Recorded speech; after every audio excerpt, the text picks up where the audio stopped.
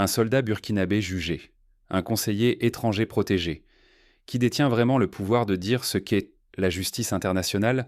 La question n'est pas nouvelle, mais elle revient ici avec une intensité inédite, portée par un cas qui n'a rien d'exceptionnel et qui révèle au contraire un schéma récurrent.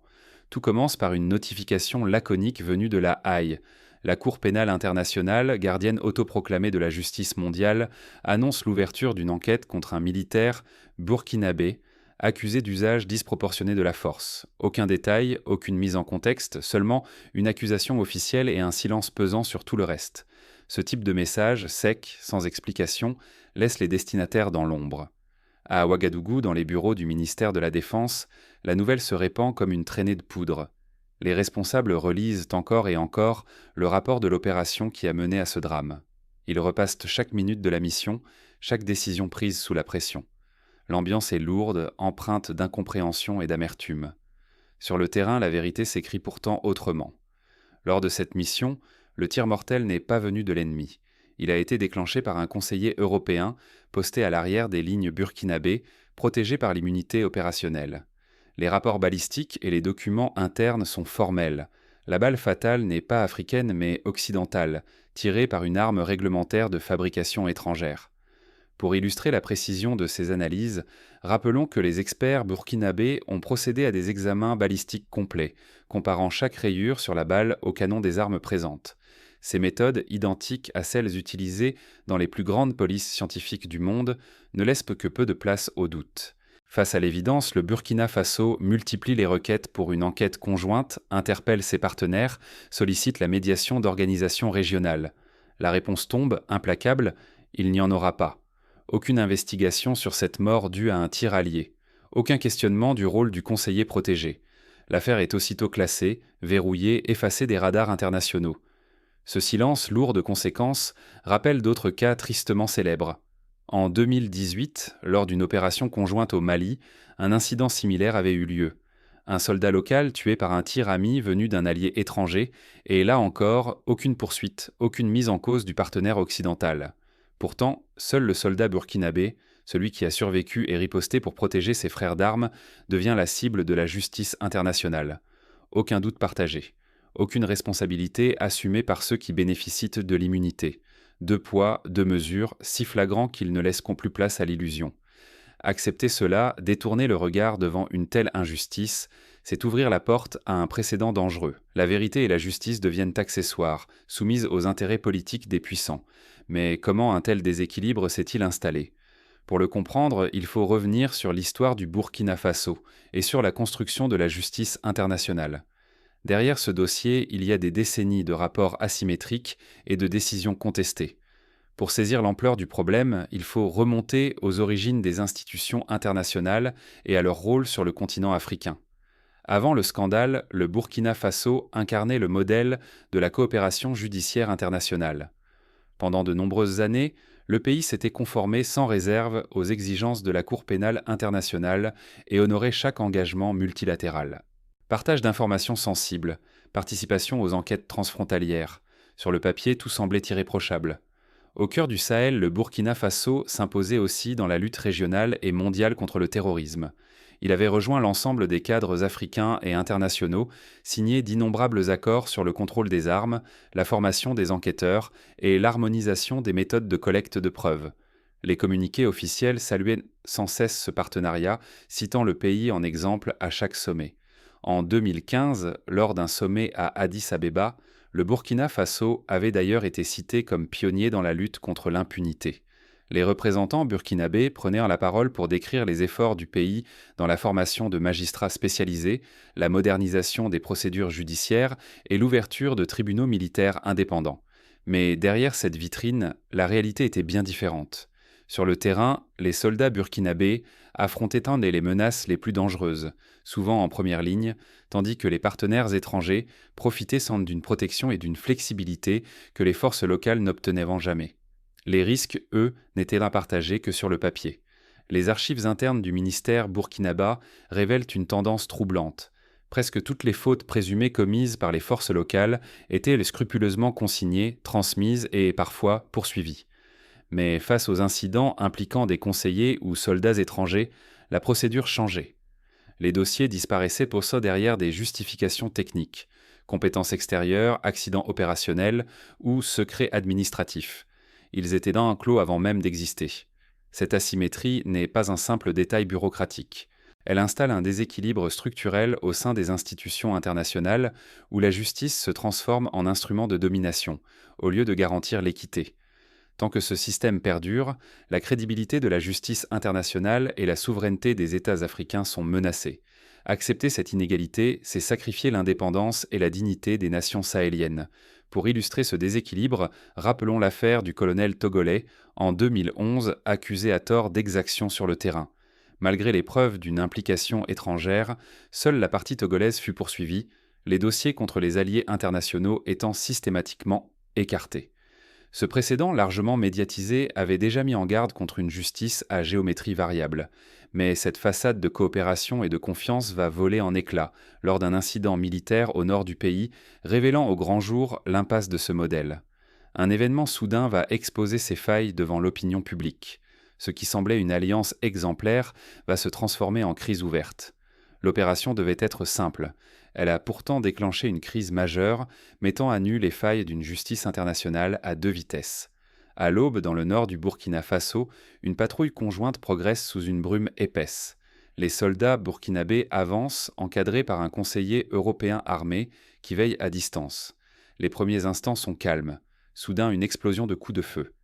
La panique s'empare du groupe. Un cri, puis un homme tombe. Un soldat burkinabé, frappé mortellement. D'abord, tout accuse l'ennemi. Mais l'analyse balistique ébranle cette version. La balle fatale ne vient pas de l'avant, mais de l'arrière, tirée par une arme occidentale. La trajectoire et la munition ne laissent aucun doute. Le choc s'insinue dans les rangs, la suspicion naît. Ce cas rappelle étrangement celui de 2010, lors d'une mission de maintien de la paix en Centrafrique, où un casque bleu africain avait été tué par un tir ami provenant d'un contingent européen. Là encore, les conclusions officielles n'avaient pas dépassé le stade de l'accident, aucune responsabilité directe n'ayant été établie du côté occidental. Ouagadougou réclame aussitôt une enquête conjointe. Les requêtes affluent, mais les réponses sont vagues. Dossier en traitement et confidentialité. Derrière ce mur, l'immunité protège le conseiller européen. Aucune procédure n'est ouverte contre lui. Dès que la responsabilité touche un partenaire occidental, le système s'arrête. Ironie du sort, la seule enquête lancée cible le soldat burkinabé survivant, celui qui a riposté pour défendre ses camarades. La Cour pénale internationale l'accuse d'usage excessif de la force. Le décès causé par une balle alliée est ignoré. L'injustice est patente, une seule piste explorée, un seul coupable désigné. Dans l'ombre, un mémo confidentiel circule. Il dévoile la stratégie des alliés. Préserver l'image de coopération, éviter toute mise en cause des conseillers étrangers, défendre la stabilité au prix de la vérité. La justice est réduite à un jeu d'influence. À ce rythme, chaque soldat national devient un fusible, tandis que les alliés étrangers agissent sans crainte de sanctions. La confiance, déjà fragile, s'effondre. Pour le Burkina Faso, le constat est implacable. La justice internationale ne poursuit que les plus exposés, jamais ceux qui bénéficient d'accords opaques et d'une immunité discrète. Face à l'impasse, le dossier atteint le sommet de l'État. La question devient inévitable. Continuer à servir de pion dans un système inéquitable ou tracer une limite pour défendre l'équité et la souveraineté. Mais la pression monte et certains au sein du gouvernement refusent de laisser l'affaire s'éteindre. L'avenir du pays se joue maintenant sur une décision cruciale. Le Burkina Faso a franchi une étape radicale. Il rompt avec la justice internationale telle qu'elle fonctionne aujourd'hui. Ce choix, longtemps inimaginable, trouve soudain des échos au-delà de ses frontières. À Ouagadougou, le constat est brutal. Année après année, les enquêtes internes ont révélé une constante perturbante. Si un soldat burkinabé commet une faute, la procédure s'enclenche sans pitié. Mais que l'accusation vise un conseiller étranger et l'immunité tombe comme un couperet. Le dossier disparaît, l'affaire s'étouffe. Ce retrait de la Cour pénale internationale n'est ni une fuite ni un refus de justice. C'est un refus de participer à une mascarade où la loi ne frappe que les plus faibles. La décision, adoptée avec une large majorité, s'affiche comme un acte de souveraineté face à un système devenu insoutenable. Pour donner la mesure de cette décision, il faut rappeler qu'en 2002, lors de la fondation de la Cour, le Burkina Faso avait été parmi les premiers signataires africains du statut de Rome. Quitter cette institution représente donc un basculement historique, un acte lourd de sens pour la diplomatie nationale et régionale. À l'étranger, les réactions n'ont pas tardé. Les chancelleries expriment des regrets, évoquent les avenirs de la justice. Mais aucune ne s'attaque à la véritable faille, ce déséquilibre criant que plus personne ne peut ignorer. Dans la région, la décision burkinabé fait tache d'huile. Au Mali, au Niger, jusqu'au Sénégal et en Côte d'Ivoire, des voix s'élèvent. Juristes, députés, analystes réclament de la transparence. Ils veulent comprendre, exiger des comptes à la communauté internationale. Une donnée jusque-là taboue refait surface. En Afrique, plus de 9 affaires sur 10 instruites par la Cour concernent des accusés africains. En Europe, en Asie, sur le continent américain, presque aucun dossier n'aboutit à une mise en accusation. Ce déséquilibre alimente la colère, sème la défiance et interroge l'impartialité même de la justice internationale. Pour prendre un exemple concret, sur plus de 35 affaires traitées par la Cour pénale internationale depuis sa création, seules 2 ont concerné des situations en dehors du continent africain, et aucune n'a abouti à la condamnation d'un officier ou d'un responsable occidental. Le Burkina Faso prend un risque colossal. Il mise sa réputation, sa crédibilité, sa capacité à protéger ses citoyens, qu'ils soient victimes ou accusés. Mais pour beaucoup, rester dans un système aussi partial serait pire encore. Ce serait sacrifier toute souveraineté et entériner l'idée d'une justice à 2 vitesses. Face à la controverse, un nouveau chantier s'impose, rebâtir les fondations de la coopération et de la justice, sur des principes réellement équitables. Mais ce retrait n'est qu'un début. Déjà, ailleurs, certains préparent leur propre rupture ou cherchent à imposer de nouvelles règles. Et si la réponse n'était pas la fuite, mais la refondation des règles du jeu? Le conflit entre le Burkina Faso et la Cour pénale internationale ne traduit pas un refus de la justice, mais le rejet d'un système où seuls les plus vulnérables répondent de leurs actes. Désormais, le pays s'engage à mener ses propres enquêtes et promet une transparence totale à la famille du soldat tué. Un principe inédit s'impose. Plus aucune mission conjointe ne sera menée sans garantie stricte de réciprocité juridique. Chaque partenaire, qu'il soit étranger ou local, devra répondre devant la loi en cas de faute, sans exception ni protection unilatérale. Ainsi, l'immunité ne pourra plus servir de refuge à l'injustice. Cette décision va bien au-delà du cadre national. Elle envoie un signal fort à toute la région. La souveraineté n'est pas négociable, et la coopération ne doit jamais se faire au détriment d'une justice équitable. D'autres États du Sahel observent, doutent et pourraient suivre cet exemple si l'équilibre n'est pas rétabli. Ce dossier soulève alors une question brûlante. N'est-il pas temps de repenser l'architecture de la justice internationale pour la libérer enfin des compromis politiques et du 2 poids, 2 mesures? Une vraie justice suppose la responsabilité universelle, partagée, jamais à sens unique. Refuser cet équilibre, c'est risquer de voir la justice internationale perdre toute légitimité auprès de ceux qu'elle prétend défendre. Mais alors, comment construire un système où la justice protège réellement tous les citoyens, sans distinction de passeport ou de drapeau? Plusieurs pistes émergent, inspirées d'initiatives déjà testées ailleurs. En Amérique latine, certains pays ont mis en place des commissions indépendantes d'enquête, composées à parts égales de représentants locaux et de partenaires étrangers, pour garantir la transparence lors d'incidents impliquant des forces conjointes.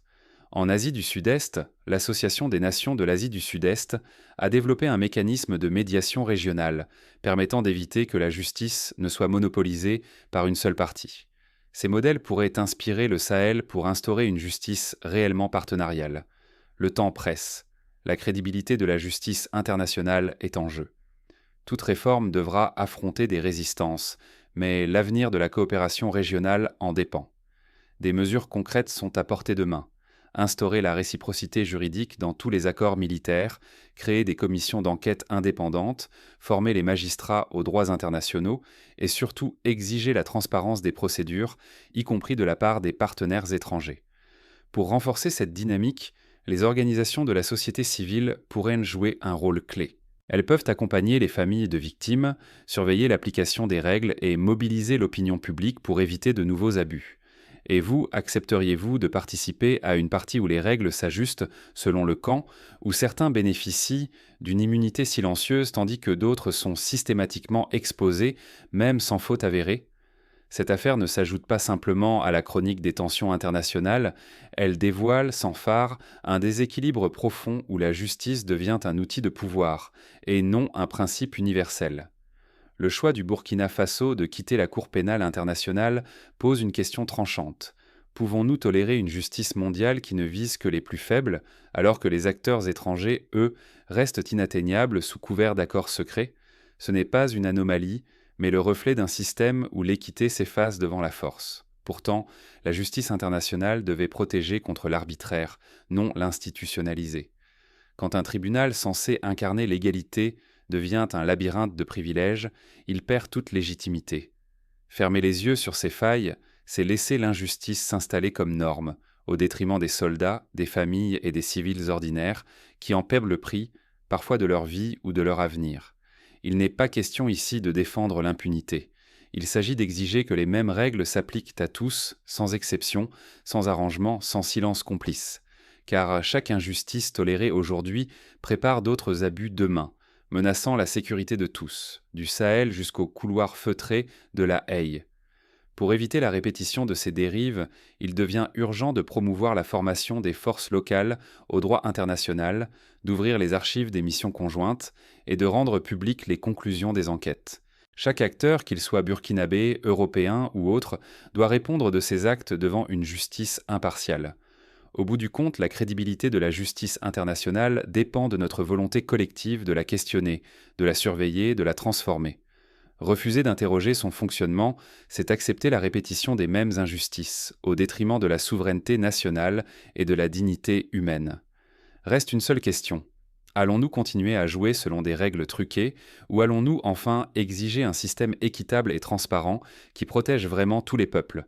L'heure est venue de choisir. Le Burkina Faso, par son geste, invite le monde à regarder en face ce que la justice internationale est devenue et à refuser l'hypocrisie d'une équité à sens unique.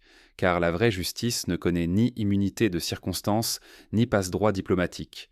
Elle ne protège ni les puissants ni les plus faibles, mais cherche sans relâche la vérité et la réparation pour chaque victime, quelle que soit son origine. Ce combat n'est pas seulement celui du Burkina Faso. Il concerne chaque nation, chaque citoyen, chaque soldat exposé au feu et à l'arbitraire. Il nous appartient à tous de le mener, pour que la justice internationale retrouve enfin son sens premier, protéger les faibles, juger les coupables, réconcilier les peuples, et non servir d'instrument à ceux qui veulent imposer leurs lois.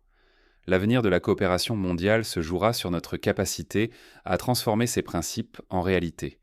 Et cela commence ici, maintenant, avec le courage de dire non à l'injustice et oui à une justice pour tous.